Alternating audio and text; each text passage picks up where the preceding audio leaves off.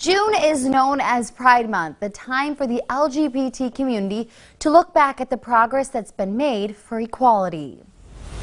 Pride Month is also a chance for advocates to point out barriers that still exist for the community.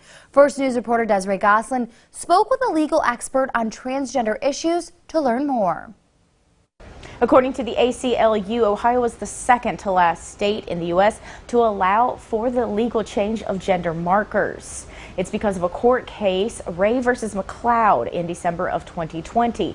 But as one advocate explains, that process varies in each one of Ohio's 88 counties. Passport is easier. Passport has been doable for a long time. Maya Simic works as the legal director for Equality Ohio and helps set up a legal clinic to assist the LGBTQ community. So a lot of gray areas, how much it costs to do this in terms of what evidence is required, in terms of how receptive the courts are. In Mahoning County, it costs $134 to file 3 different forms, then another $20 to publish an article on the name change in the daily legal news. Trumbull County requires a $142 filing fee, a form that needs to be picked up from the courthouse and results from a BCI background check, which costs between $25 and $55. Name changes are published in the Trumbull County legal newspaper.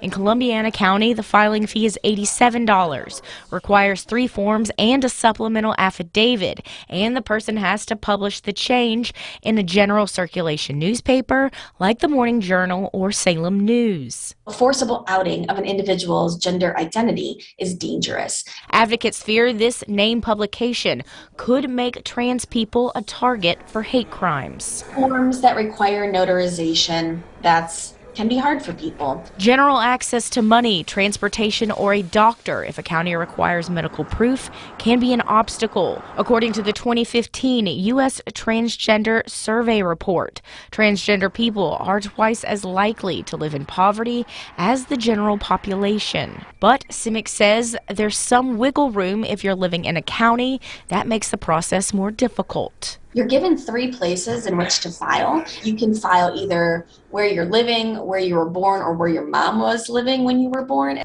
The gender marker change only affects people who identify as male or female. There's no legal option in Ohio for people who identify as non-binary. Reporting in the newsroom, Desiree Goslin, WKBN 27 First News.